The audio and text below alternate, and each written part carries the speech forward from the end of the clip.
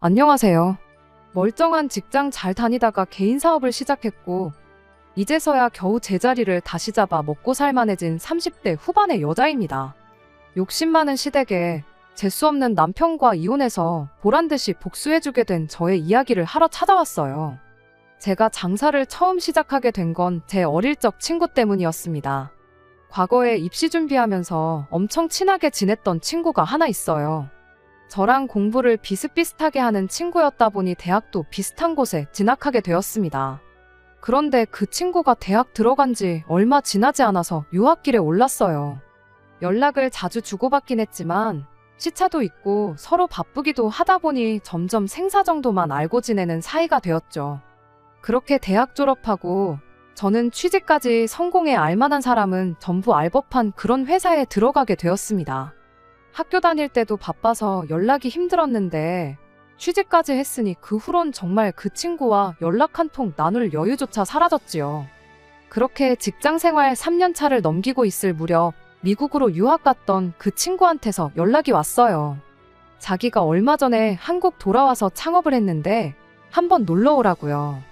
한국 돌아와서도 오픈 준비한다고 정신없이 바빠서 연락할 겨를이 없었는데 가게 오픈한 만큼 이제 시간적으로 여유가 많다면서 오랜만에 얼굴 좀 보자고 유학 떠난 뒤로 그나마 친구라고 연락하고 지냈던 게 저밖에 없더라며 꼭 좀 와달라고 부탁을 해왔습니다. 친구가 한다는 가게 위치도 엄청 애매한 곳에 있었어요. 접근성은 나쁘지 않은 편이었는데 주변에 상권이라고는 하나도 없는 그런 곳이었습니다. 그런데 매장 앞에 도착하니 주차장은 차로 꽉 차 있고 가게 앞은 줄을 기다리는 손님들로 인산이네였어요. 제 눈을 믿을 수가 없었죠. 당연히 내놓으라 하는 이공계 들어가서 해외 유학까지 마치고 왔으니 당연히 IT 관련된 큰 회사로 취직을 할 줄 알았던 친구가 앞치마를 메고 음식 만드는데 여념이 없으니 그 광경도 참 새롭더군요. 친구는 자기도 가게가 이만큼 바쁠 줄 몰랐다며 놀러 오라고 해놓고 신경도 못 써줘서 저한테 미안하다고 몇 번을 사과하는데 그래도 제가 나름 일머리도 있는 편이고 따라하는 건 금방 배우는 타입이었다 보니 친구한테 그럴 게 아니고 내가 할 수 있는 건 도와주겠다 말하고 그날 하루 아예 일을 도와줬습니다. 줄이 워낙에 길었다 보니 점심시간이 훨씬 지난 4시가 돼서야 손님이 빠지기 시작했어요. 정신없이 바빠서 그랬나 시간도 그만큼 빨리 흐르더군요. 그리고 그때 바로 이거다 하는 생각이 들었습니다. 그때 한참 딱딱한 회사 문화에 염증을 느끼고 있던 시기이기도 했거든요.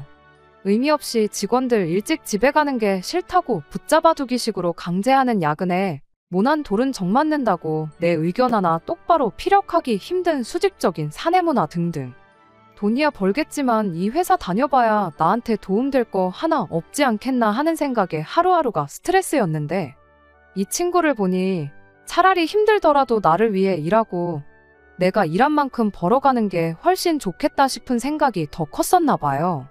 장사를 쉽게 본 건 절대 아닙니다. 친구는 친구 나름대로의 고충이 있을 거라 생각했어요. 실제로 친구가 그날 저랑 대화 나누면서 정해진 시간만 일하면 달마다 정해진 고정 수입을 주는 안정적인 직장 생활하는 사람들 보면 참 부럽다고 말까지 해줬다 보니 장사의 어려움은 이미 시작하기 전부터 회사 생활보다 더 힘들 수 있겠구나 하는 생각을 갖고 있었어요. 길고 짧은 거 대보는 것보다 직접 몸으로 부딪혀보는 게 훨씬 빠르겠다는 생각에 내친 김에 그 다음 주에 회사 그만두고 다시 친구한테 일 배우고 싶다고 찾아갔습니다. 친구랑 그 어떤 상의를 하고 간 게 아니었다 보니 난데없는 저희 요청에 친구는 엄청 당황을 했어요. 그도 그럴 게 일손이 부족한 건 사실이지만 당장은 아르바이트를 뽑았으면 되는 건데 굳이 친구 얘기까지 한 저를 쓰는 게 업주 입장에서는 참 부담스러웠겠지요. 그래서 솔직하게 말했어요. 나도 너처럼 내 가게를 갖고 싶다고 다만 아는 것도 없고 뭐부터 시작해야 할지도 모르니 그냥 밑바닥부터 배우고 싶어서 찾아온 거라고요. 돈 같은 거 안 줘도 되니 차근차근 하나씩 알려만 달라고 했습니다. 제가 진심인 게 느껴졌던 건지 친구도 알겠다고 했고 그렇게 친구 밑에서 딱 1년을 일을 하게 되었습니다. 생각보다 월급도 넉넉하게 챙겨줬고 친구가 자기가 배워온 모든 걸 저한테 전수를 해줬어요. 그뿐만이 아니라 메뉴 레시피까지 전부 저한테 알려줬고 마지막에 가선 저한테 엄청난 제안까지 해줬습니다. 어디에다가 가게를 차리던 간판이며 이런 거 다 그대로 써도 괜찮다고요. 자기 가게는 이미 인터넷에 홍보도 많이 된 상태고 하니 원한다면 간판도 그대로 사용해도 좋다고 말이죠. 게다가 상호명을 사용하는 데 있어서도 그 어떤 로얄티도 받을 생각 없고 추가적으로 지점을 내서 체인 사업을 할 생각도 없으니 그런 부분도 걱정 말라고 하더라고요. 정말 몸둘바를 모를 정도로 너무 고마운 제안이었죠. 친구 딴에도 저한테 고마웠던 게 많았나 봐요. 친구 또한 유학까지 다녀와서 미국에서 세계 굴지의 기업에 취직까지 했는데 그 자리 마다하고 일을 배워 한국까지 돌아와서 차린 가게랍니다. 다들 자기한테 미쳤다고 손가락질하기 바빴는데 딱 저 한 명 자기 가능성을 알아봐 준 게 저라고요. 게다가 멀쩡히 다니던 회사 그만두고 자기를 찾아와 주기까지 한 게 어떤 면으로는 참 고마웠다면서요. 아무튼 그렇게 일을 배워나온 저는 회사 근처에서 혼자 지내고 있던 집 전세 계약이 끝남과 동시에 보증금 돌려받아 그 길로 고향으로 돌아왔습니다. 집에 회사를 그만뒀다는 사실을 알린 적 없다 보니 회사 그만두고 장사할 생각이라며 찾아온 저를 두고 저희 부모님께서도 제정신이냐고 뭐라 한마디 하셨죠. 하지만 저는 어느 정도 이 장사에 대한 확신이 있었다 보니 역으로 부모님을 설득할 수 있었습니다. 저희 부모님께서도 적성에 안 맞는 걸 직장이라고 붙들고 있는 것보다 자기한테 맞는 일 찾아서 하는 게 오히려 나을 수도 있다며 이내 제 결정을 응원해주기 시작하셨어요. 그렇게 역으로 부모님께 제가 가게를 여는데 모자란 만큼을 지원받을 수 있었습니다. 아무래도 이쪽 동네가 서울 경기권만큼 인구가 많은 지역은 아니다 보니 친구처럼 접근성 좋은 곳에 사람들이 알아서 찾아오도록 가게를 차리는 것보다 유동인구가 많은 곳에 가게를 차리는 게 맞겠다 싶었어요. 운 좋게 주거단지가 밀집한 동네에 지하철역도 가까운 곳에 자리를 하나 얻게 되어 거기에 가게를 오픈하게 되었습니다. 친구 말처럼 가게 이름 자체가 인터넷에서 워낙에 유명했다 보니 가게가 자리를 잡는 데까지는 그렇게 오랜 시간이 걸리지 않았습니다. 실제로 친구가 다른 지점을 열지 않겠다는 약속도 지켜주었어요. 인터넷에서 화제인 가게이니만큼 여러 군데서 5만 가지 제안이 다 왔었나 봅니다. 투자해 줄 테니 체인 사업을 해보자는 사람들부터 시작해서 백화점 식품관에서도 협업 제안이 왔었다고 해요. 돈을 훨씬 많이 벌 수 있는 제안들이었는데 친구는 혹시나 그게 제 가게 매출에 영향을 줄 수도 있겠다 싶어서 딱 잘라 그 제안을 거절했답니다. 그런 친구의 배려에도 불구하고 제 가게가 친구 가게와 비교해보면 돈을 쓸어 담는다고 할 만큼 장사가 잘 되지는 않았어요. 회사 다닐 때 월급하고 비교하면 조금 더 잘 버는 수준이긴 했지만 아무래도 내 장사다 보니 신경 쓸 것도 너무 많고 여러모로 아쉬운 점이 많았습니다. 그래도 장사가 어느 정도 자리를 잡고 나서는 직원 2명 쓰고 그러다 보니까 시간적으로 여유가 조금 생기더라고요. 그러다 만난 사람이 남편이었지요. 나이가 있었다 보니 연애를 시작하고 결혼까지 가는데 1년 정도의 시간밖에 걸리지 않았습니다. 남편은 어떻게 보면 저랑은 정반대의 사람이었어요. 얽매이는 게 싫어서 직장 생활에 염증을 느꼈던 저와는 다르게 남편은 자기가 다니는 회사에 자부심까지 가지고 있는 그런 사람이었습니다. 의미 없는 야근도 너무 싫었고 까라면 까라는 수직적인 구조도 싫었는데 남편은 반대로 회사가 시키지도 않아도 자처해서 야근을 하고 밖에 나가서는 우리 사장님이 참 대단하신 분이다, 존경하는 사람이다 라고 자기 입으로 말하고 다닐 만큼 애사심이 대단한 사람이었죠. 그만큼 성실한 사람이었다 보니 제 인생에 있어서 좋은 동반자가 되어주겠구나 생각했어요. 실제로 연애하는 동안 다툼 한 번 없었고 모든 일에 있어서 제 편이 되어주었거든요. 결혼 자금은 액수만 두고 보자면 남편이 저보다 많이 해왔어요. 아무래도 저는 그간 평생 모은 돈으로 창업을 했다 보니 그 이후에 금방 가게가 자리 잡았다 한들 그 후로 모아놓은 돈이 많지가 않았거든요.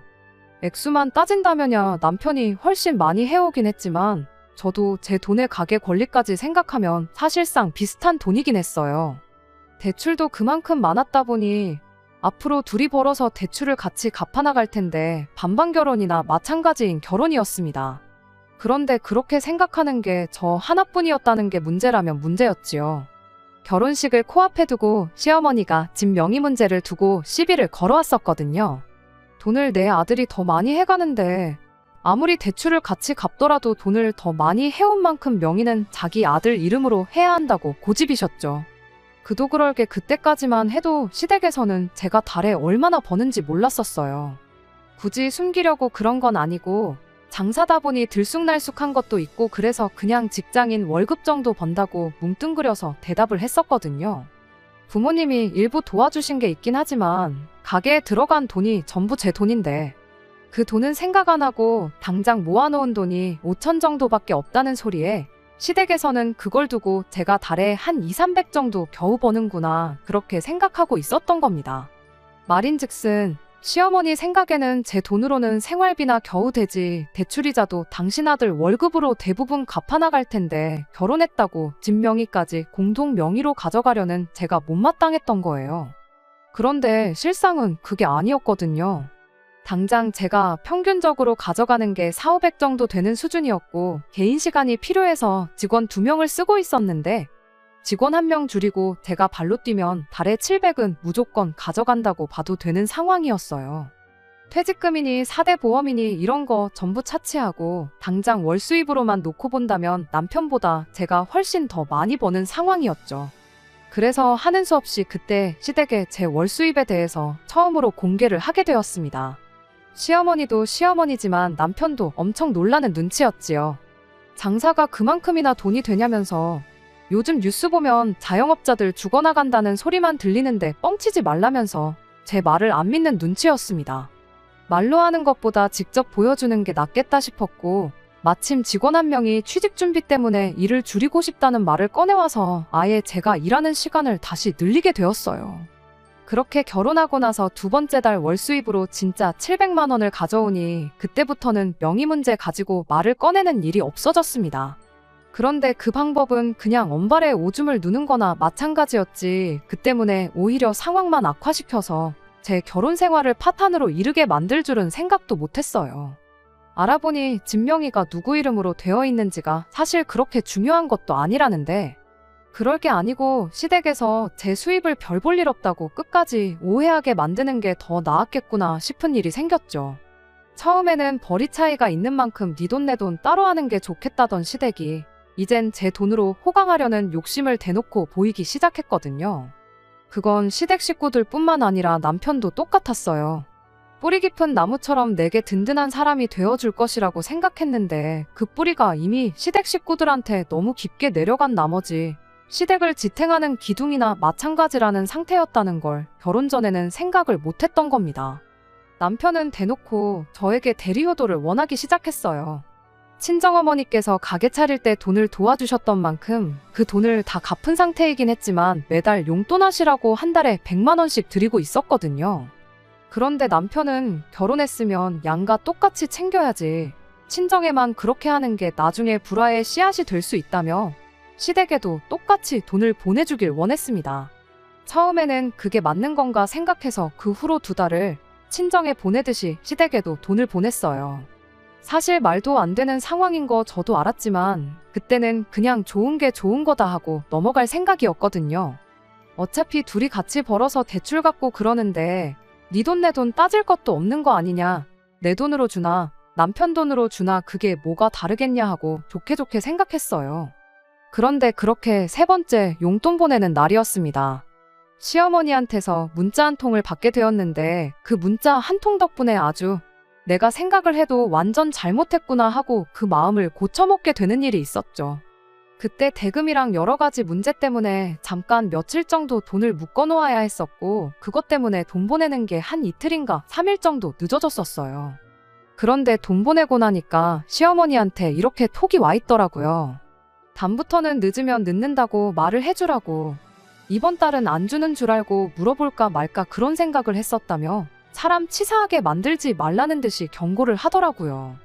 저는 마음 써서 안 줘도 되는 걸 드리는 거라 생각했는데 이런 말을 들으니 어이가 없고 기분도 몹시 나빴죠. 남편한테 이 이야기를 했더니 엄마 말이 틀린 건 없지 않냐고 저금이 없는 것도 아닌데 꼭 그걸 월 수입 확정되는 날에 맞춰서 드려야 하냐고 뭐라 하는 겁니다. 이건 뭐 죽어도 욕먹는 꼴인 건가 싶어서 남편한테 앞으로 시댁에 드리는 돈은 당신 돈으로 보내라고 했어요. 어차피 우리 두 사람 주머니에서 나가는 건데 누구 주머니에서 나가는 게 뭐가 중요하냐고. 나는 내 부모 챙기고 당신은 당신 가족 챙기고 그게 이치에 맞지 않냐고 한마디 했죠. 막상 내 돈 주는 건 안 아까웠는데 자기 돈 주려니 아까웠는지 그 달로 시댁의 용돈은 아예 끊기게 되었습니다. 하지만 또 돈을 안 보내게 되니 안 보내게 되는 만큼 저로 하여금 대리효도를 강요하기 시작했어요. 자영업자 좋은 게 뭐냐고. 너가 사장인 만큼 시간 쓰는 게 자유로운 게 장점 아니겠냐며.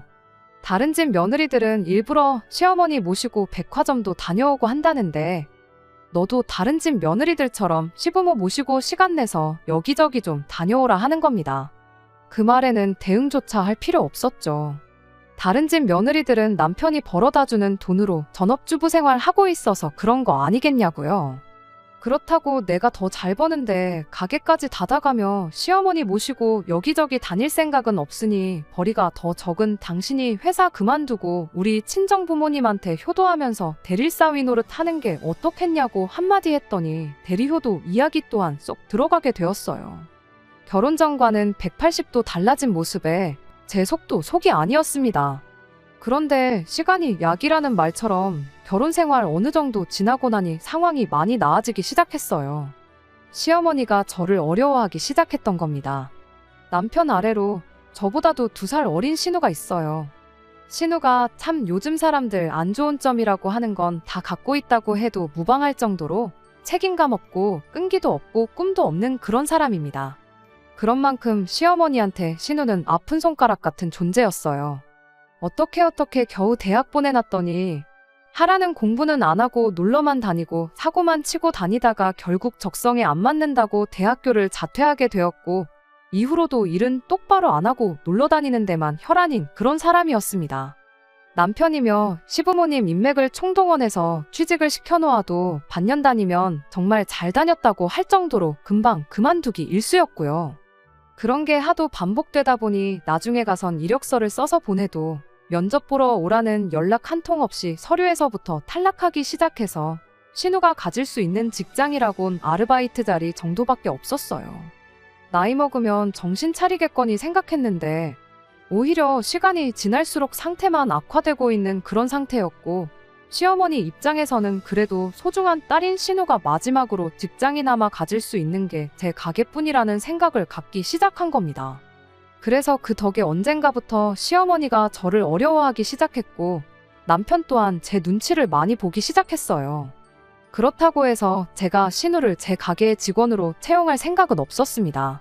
잘하는 사람을 뽑아놓아도 모자랄 판에 그런 책임감 없는 사람을 일부러 멀쩡히 잘 일하고 있는 직원들 시간까지 빼가면서 신우를 써줄 이유가 하나도 없었던 거죠. 그러던 중 시어머니가 신우랑 같이 해서 저를 찾아왔어요. 애가 이제 정신 차리고 똑바로 산다고 하니 한 번만 기회를 주면 어떻겠냐는 식으로 물어오셨고 신우 또한 새언니 가게이니만큼 내 가게다 생각하고 열심히 할 테니 일을 시켜달라고 부탁을 해왔죠. 하도 간곡하게 사정을 하길래 결국엔 그 부탁을 들어주기로 했어요. 내가 내 수입 덜 가져가겠다는 생각으로 직원들 시간 하나 건드리지 않고 신우 자리를 하나 만들어줬습니다. 솔직히 처음엔 신우가 한 달 버티면 오래 버티는 거다 생각하고 만들어준 자리였는데 진짜로 이번엔 정신을 차린 건지 정말 자기 가게처럼 열심히 일을 하더라고요. 가게 문 열기 10분 전에 가게 앞에 와서 기다리고 있지 않나. 다른 직원들에 비해서 손이 느리고 일머리가 많이 없기는 했지만 정말 열정적으로 최선을 다해서 일을 하는 모습에 저도 생각을 달리하게 되었어요. 그리고 그렇게 신우를 제 가게에서 일을 시킨 덕분에 남편과 시어머니와의 관계도 좋아지기 시작했으니 더할 나위 없이 좋은 결정을 내렸구나 그런 생각을 하게 되었습니다.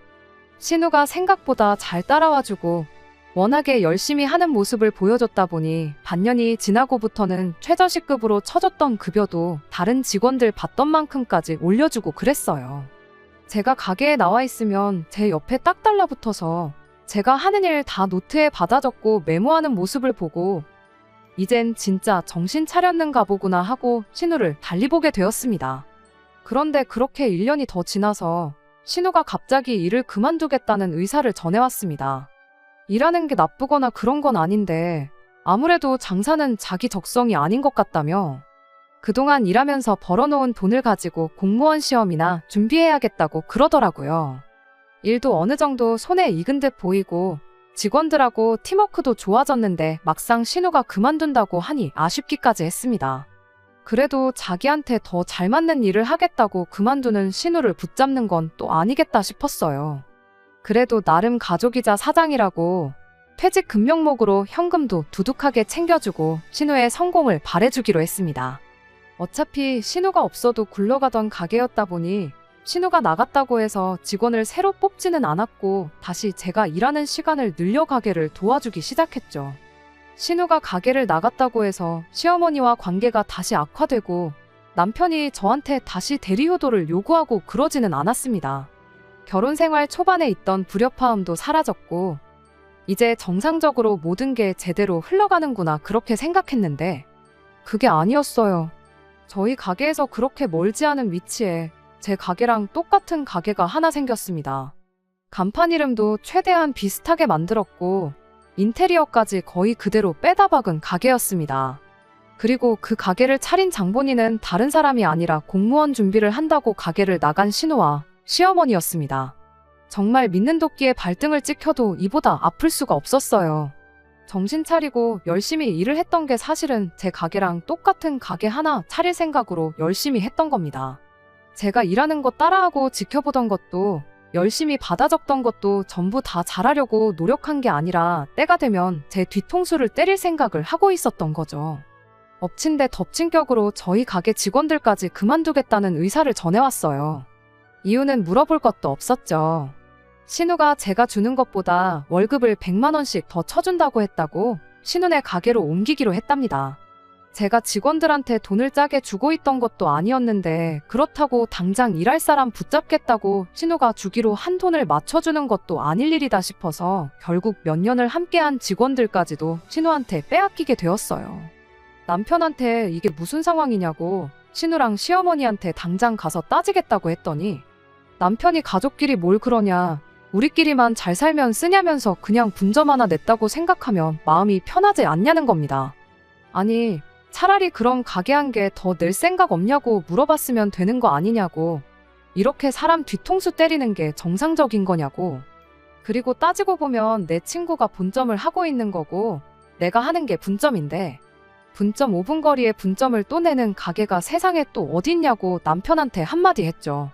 남편은 이게 다 결혼 초반에 가족들한테 거리두고 처가와 시댁을 차별한 것에 대해 벌을 받는 거라고 자업자득이라는 말도 못 들어봤냐며 이게 다 제가 자초한 일이라고 뻔뻔한 소리를 하더군요. 그때 제가 치사하게만 안 굴었으면 자기 가족들도 이렇게까지는 안 했을 거라나요?